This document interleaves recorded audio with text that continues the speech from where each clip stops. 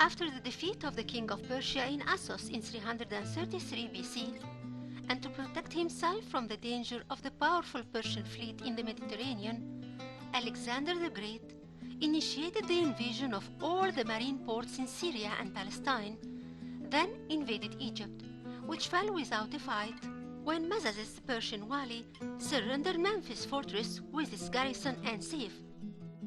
Alexander was actually welcomed by the Egyptians with joy, as they regarded him the liberator from the cruel Persian rule. The Egyptian priests in Memphis acknowledged the Macedonian invader as a king over Egypt.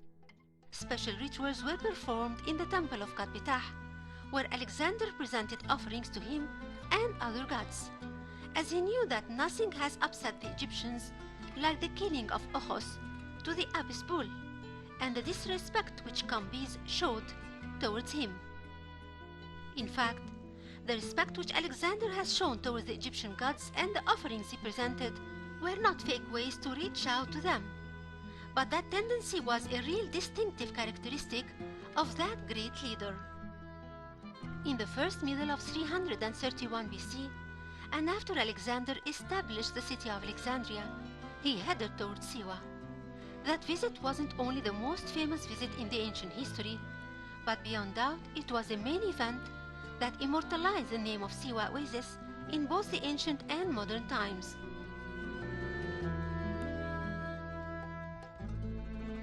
Since the 8th century BC, and even before that, Egypt was well known for the Greeks, as many of the writers wrote in the 6th and 5th and 4th centuries about Egypt, and many of their celebrities who founded the principles of the Greek civilization bragged about teaching their students in Greece what was taught to them by the Egyptian priests. Since the 8th century BC, a Greek trade center was established in Naucratis in western Delta, and hence many Greek traders established good routes for trade with Egypt. On the other hand, many Greek philosophers came to Egypt to study in the schools attached to the temples. Amongst them was Solon the Athenian, and Lindos, and Kippelos and Thales and Miletus, and the famous Pythagoras and Platon, who stayed in Egypt for a long time, and later worked on spreading the famosity of the Egyptian wisdom. By these communications, it became settled in the minds of the Greeks that Egypt is a cradle of philosophy and sophism, and music, and sculpture and arts in general. In the same time, Ammon's temples spread in the Greek cities, and in Athens, they celebrated the opening of a temple consecrated to Ammon in 333 BC, which was less than 2 years of the visit of Alexander to the temple oracle of Siwa.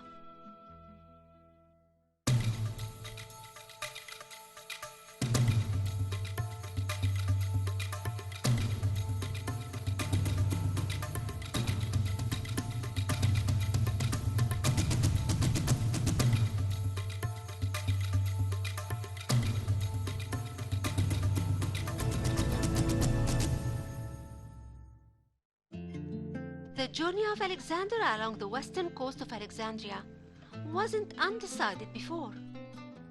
At Protonium, or Mersa Matruh, ambassadors from Cornicia met him and gave him many presents, including 300 horses and few carriages and a golden crown, and most of all, their obedience and friendship. Alexander's journey from Protonium to Ammon's oasis started in the winter season, between the end of January and the middle of February in 331 BC.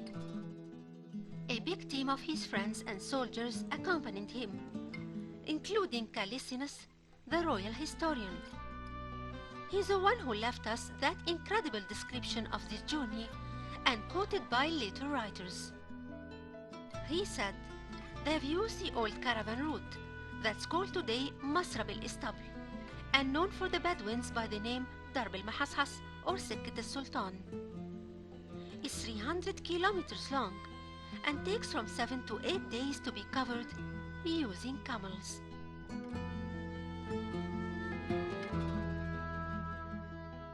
Plutarch claims that Alexander received a great help from God during that journey and was more credible than the prophecy he got itself. For after a few days of walking in the desert, they were about to run out of water, but suddenly rain fell down and saved them. Later on, a violent wind came, and they lost their way, but two crows showed up and flew ahead of the caravan which followed them. The more absurd story is that they flew according to the speed of the caravan. In conclusion, the supreme power of gods guarded and protected Alexander, and miracles happened any time to save his life.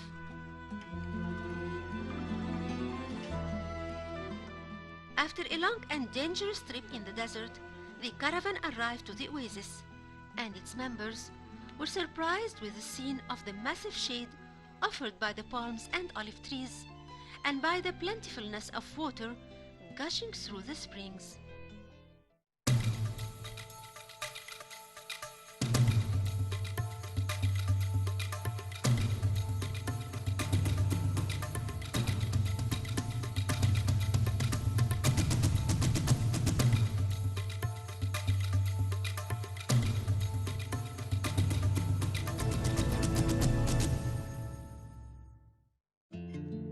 It seems that Alexander didn't send a declaration of his arrival to Siwa, and we can only imagine the surprise that overwhelmed the people of the oasis and the priests who hurried to welcome Alexander at the foot of the rock of Ahurmi. Alexander was so anxious to visit the oracle as soon as he could, so he went straight to the temple. When he arrived there, the high priest of Ammon's temple saluted him. Most probably that greeting was in Greek language. He called him son of Zeus Ammon, master of all countries, the one who's not defeated until he's united with God. That was a greeting that was given to any Egyptian pharaoh, for each king, including Alexander, after invading Egypt, had titles. One of his titles was son of Ra, the sun god, as well as other titles that show his divine origin and describe the superpowers that he enjoys.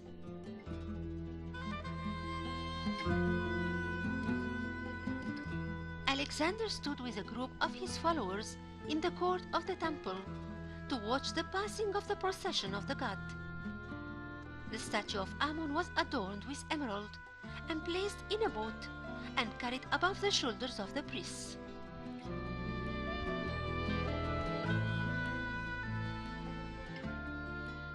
Both young and old women musicians wore white clothes. They played music and sang and danced while the procession kept going round and round in the temple in front of Alexander and his followers, until the high priest declared that the heart of the god is satisfied. After that, the Macedonian followers were permitted to address the oracle with a question they wanted. One of them asked if their king could be granted with a divine honor. The answer was, this would please the heart of God Ammon. Alexander didn't want to ask his questions in the presence of others, so he asked to have privacy with the god. Thus, the priests led him to the sanctuary, or the Holy of the Holies of the temple, where the sacred bark was placed.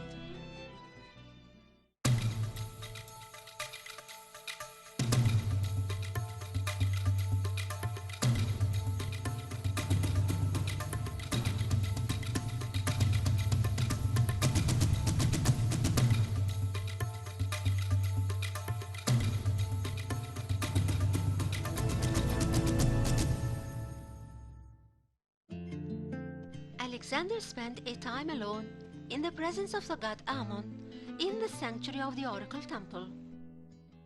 We could imagine his followers waiting outside, almost breathless in the thick air that covered the whole site, where magic was happening and deciding the future of the ancient world and its great leader.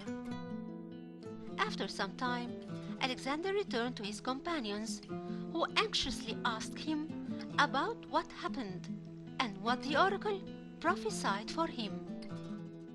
His reply was, "I have heard from it what I wanted."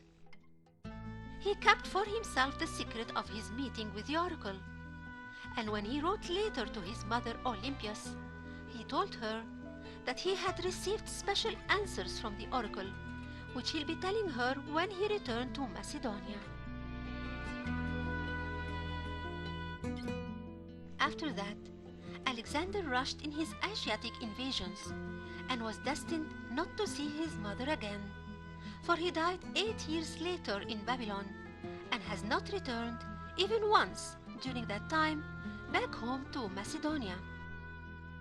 In spite of the recording of these events in most of the books written about Alexander's life, yet very little news were mentioned about the questions and answers he received from the oracle. Plutarch, for example, said that when Alexander inquired if the assassins of his father had escaped from his grave, the priest declared that he wouldn't describe him like that, for his father isn't immortal. Then he asked if the assassins of Philip were punished, and if he was given the support to be the conqueror of the world. So Jupiter Ammon replied that he was granted the supreme privilege, and that Philip's death was revenged enough. Alexander presented offerings to Ammon and gave the priests many gifts. It seemed that his stay in Oasis lasted just few days. On his way back, he followed another desert road passing by Qarret Soghayr, which is a small oasis by the edge of Al-Qattara depression, 130 kilometers away from Siwa Oasis. A rocky hill there is named after him and is called the Camp of Alexander or Qarret el-Iskandar. From there, he headed straight to Memphis. That journey could be done in almost 2 weeks.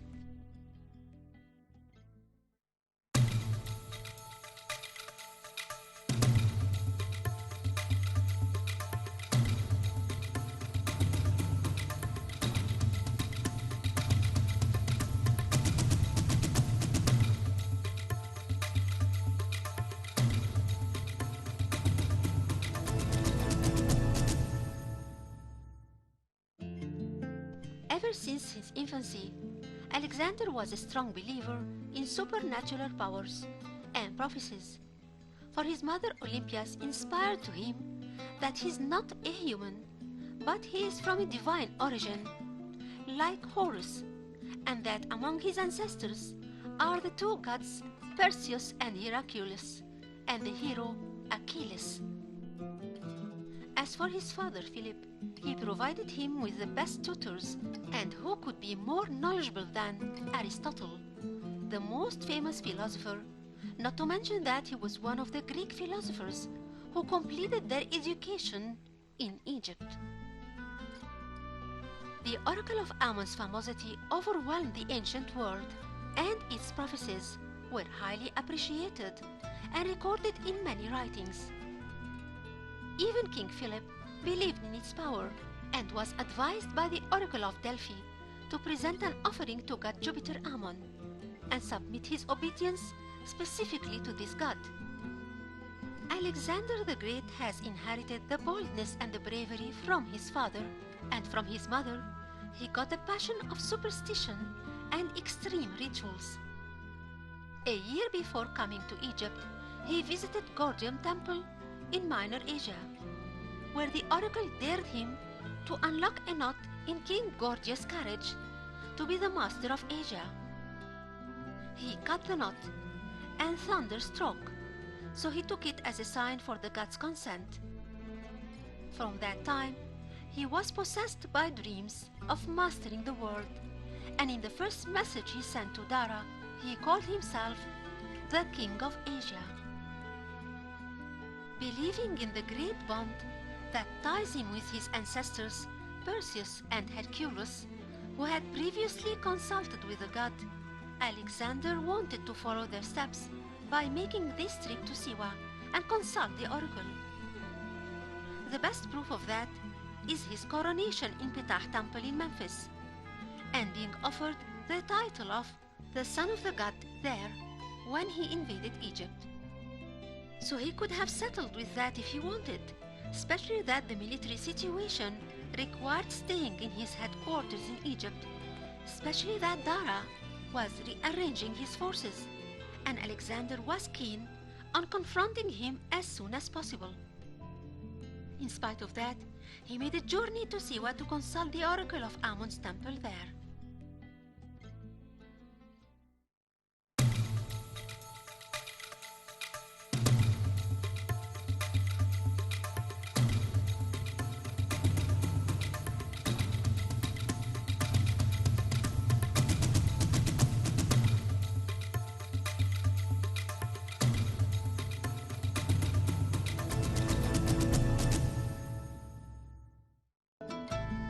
There were 7 prophecies in the ancient world, but the oracle of Amon in Siwa maintained a great famosity that spread all over the Mediterranean countries, starting from the 26th dynasty, and its answers were received with great trust and respect.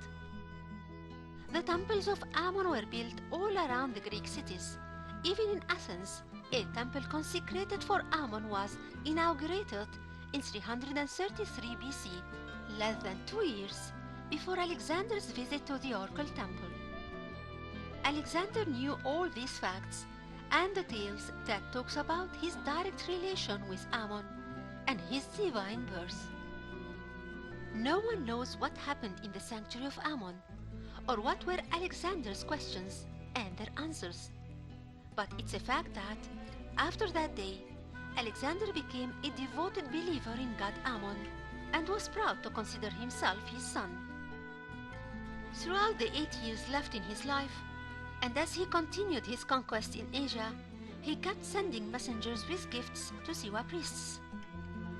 When his best friend, Hephaestion, died, Alexander sent to Siwa to ask the oracle if he can be lifted to the level of gods. But the answer came, declaring him to be a hero. As a sign of his great loyalty to Amon in Siwa, Alexander ordered before his death one of his close friends, Aridaeus, to bury him close to his father Amon. A great funerary procession walked from Babylon to Egypt.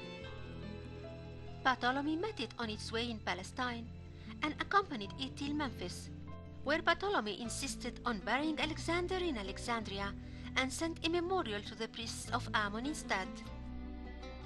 Alexander's golden sarcophagus was visited in Alexandria by Roman kings and travelers until Leo Africanus in the 15th century, but the tomb's location was buried and lost after that and wasn't found till today. The love and appreciation Alexander held for his father Amon and his ways was so great that he never considered Macedonia or Babylon or Alexandria as eternal resting places for his body, or even to be buried in Aegea beside his real father. But he preferred to be buried in Siwa, that small oasis in the western desert of Egypt.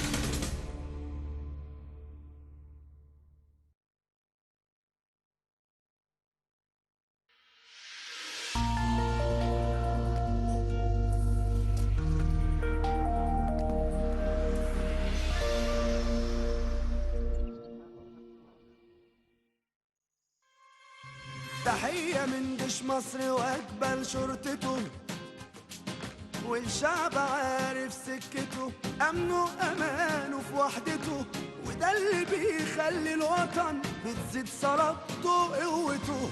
تحية من جيش مصر وأجبل شرطته، والشعب عارف سكته، أمنه أمانه في وحدته، وده اللي بيخلي الوطن بتزيد صلابته وقوته. على عهد دايما مخلصين، وكلنا عارفين واجبنا، وكلنا فدا الوطن. ايد واحدة على مر السنين،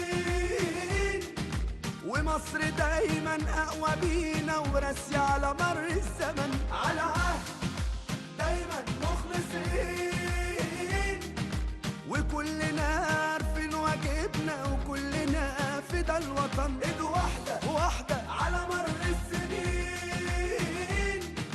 ومصر دايما اقوى بينا وراسية على مر الزمن. تحية من جيش مصر واقبل شرطته.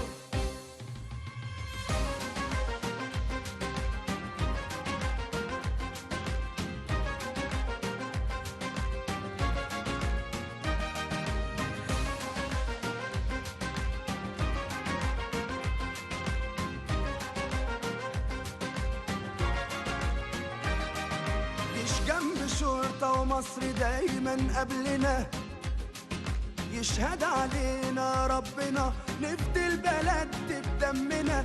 قدمنا خيرة رجالتنا عشان بلدنا وشعبنا. على عهد دايما مخلصين، وكلنا عارفين واجبنا، وكلنا فدا الوطن. ايد واحدة على مر السنين،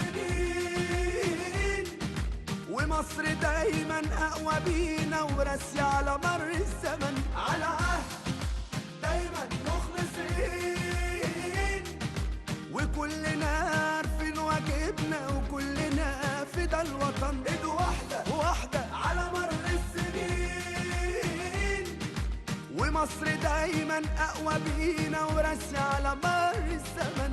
تحية من جيش مصر واقبل شرطته.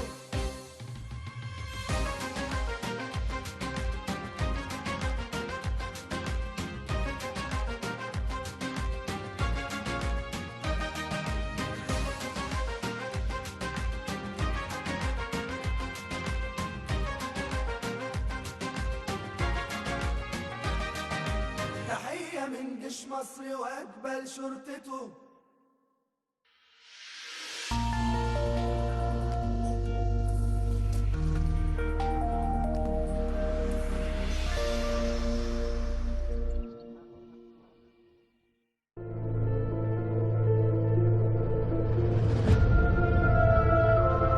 I'm the first line in the history book. I'm the cradle of civilization, land of religions, the charm of the place, the source of the knowledge, the son of the arts. I'm the riddle, I'm the pyramid, I'm the land of generosity, I'm the Nile, I'm the proud, noble, authentic people. I'm the generous, from Sinai calling on the heavenly God. I'm the Christ and the journey of the Holy Family on its land. I'm Earth's finest soldiers, a testament of Prophet Muhammad in times of battle. Peace and prayers be upon all messengers of Allah.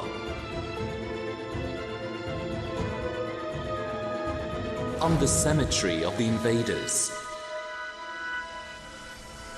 the land of peace, citadel of Islam, the friendly and compassionate beating heart of Arabism. I'm the glory, I'm the greatness,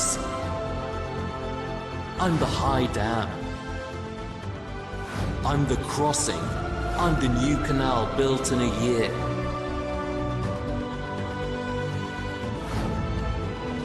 I bask in glory throughout time. I'm the will, I'm the leadership, I'm the determination, I'm the human. I'm Egypt, mother of the world. Words fail to describe who I am. I'm the immortal name in the Holy Quran. Enter Egypt if God so wills. You shall be secure from all evil.